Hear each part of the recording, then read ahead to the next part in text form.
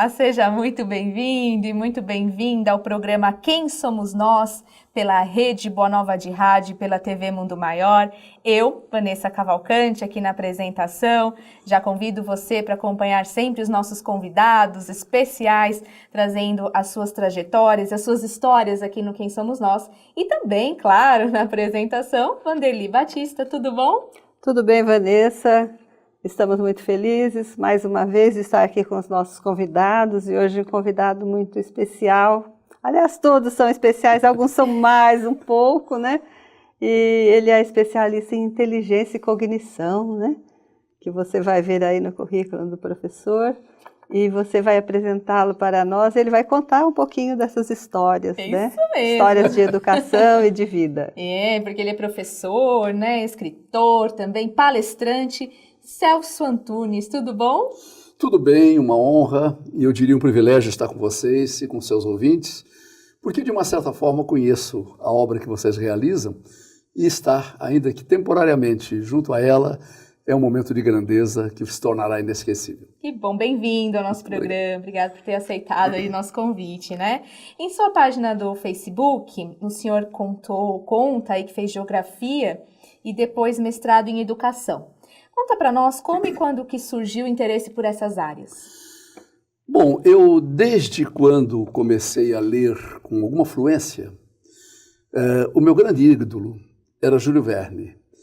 E com as leituras da obra de Júlio Verne, naquela época recém-traduzidas para o português, eu desci ao fundo dos oceanos, eu viajei pelas galáxias, eu estive em toda parte, em todo lugar.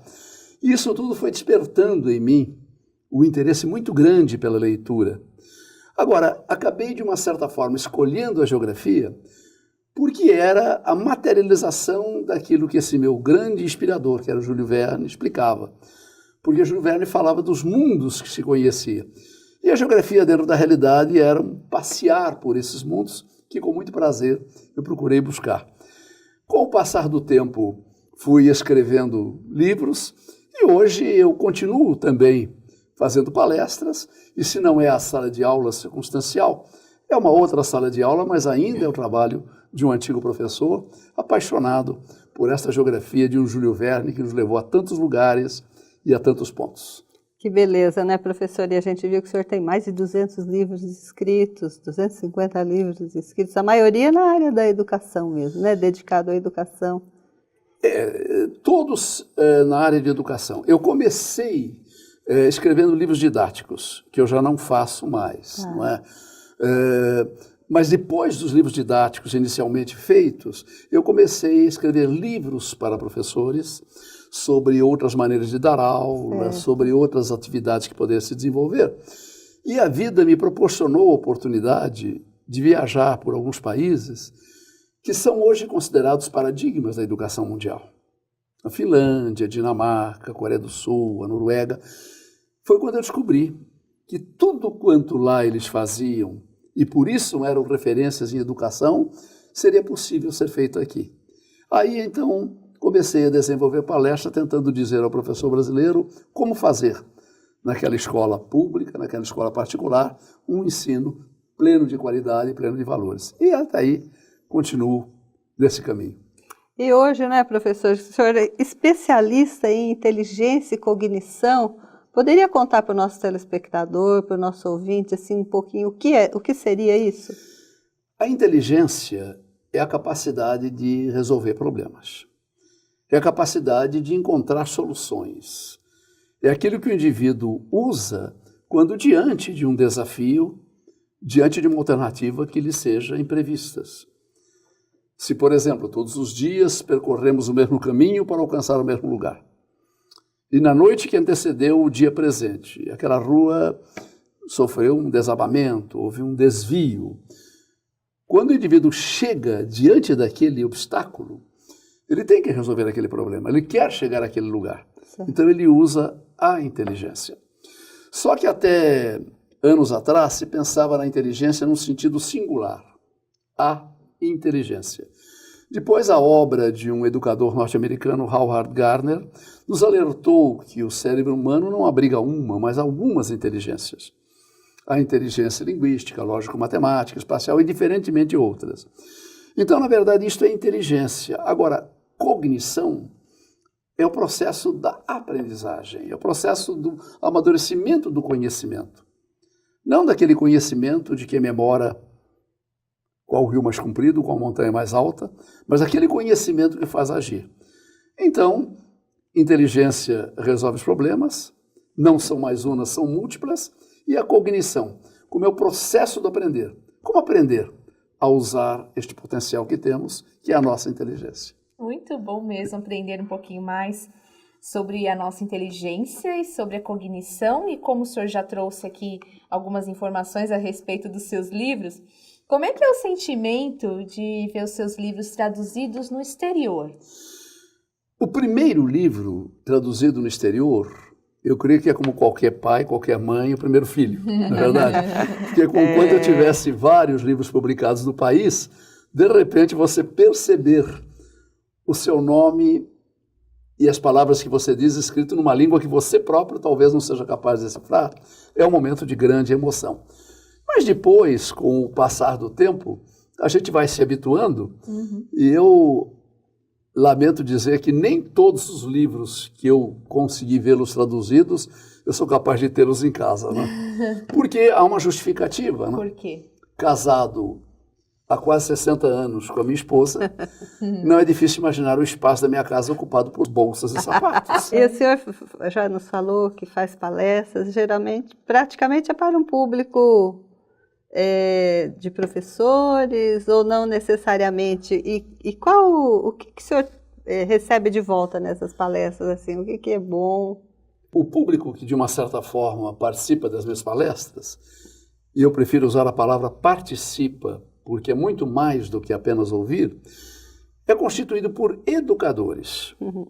Muitos professores, mas também pais, mães, avós, todo aquele que de uma maneira formal e profissional educa, como aquele que de uma maneira afetiva, carinhosa e formativa também educa.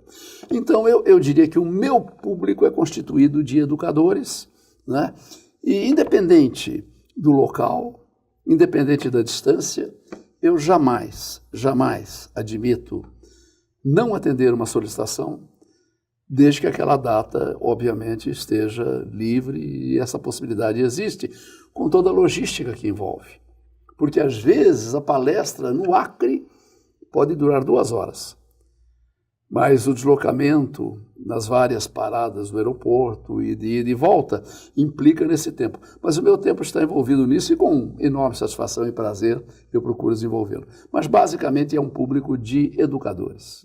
Nessas entrevistas, a gente sabe que a gente pode ensinar alguma coisa, mas está sempre aprendendo, até com uma criança. Uma criança também nos dá muitas lições, né? Isso que a gente tem tentado falar, a educação do lar, né? A educação, a família, a escola, essa parceria família-escola, né? A religiosidade é importante também, porque nós temos uma alma, né? Sem dúvida. Temos que cultivá-la também, né? Tudo isso é importante, né, Sr. Celso? É importante, e também, por outro lado, eu sinto que tudo quanto eu vi de admirável, de extraordinário, de notável em países que hoje estão no topo da educação mundial, não podem ser feitos no Brasil. Podem ser feitos. Só que a capacitação do professor brasileiro nem sempre vai além do ensinar conteúdos, né? Então, como trabalhar valores? De que maneira desenvolver esse processo?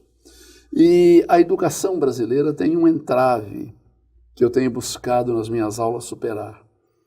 A ideia de que a aula expositiva, discursiva, é a única forma de dar aula.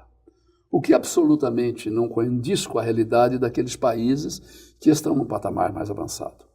E hoje, professor, até as nossas crianças, que ficam até o bebê com o celular da mamãe ali, e ele já sabe ligar e achar o que ele quer, se botar numa sala de aula e o professor falando e ele ouvindo, ele não vai conseguir aprender nada. Exatamente, por isso que eu comecei, desde quando professor, buscar alternativas para o modelo de aula que era consagrado, que era a aula expositiva.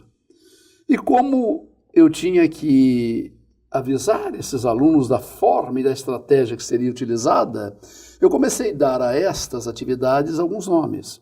O arquipélago, o autódromo, o jogo de palavras, o período de interrogadores, que era uma maneira de designar a estratégia que se faria. E hoje, grande parte das vezes que sou convidado para falar a professores é sobre essas estratégias e essas maneiras, todas elas plenamente capazes de levar a informação, mas também a formação. Nós vamos falar mais sobre esse avanço da internet, a relação com a escola, outras atividades, né, do Celso Antunes, aqui no nosso Quem Somos Nós.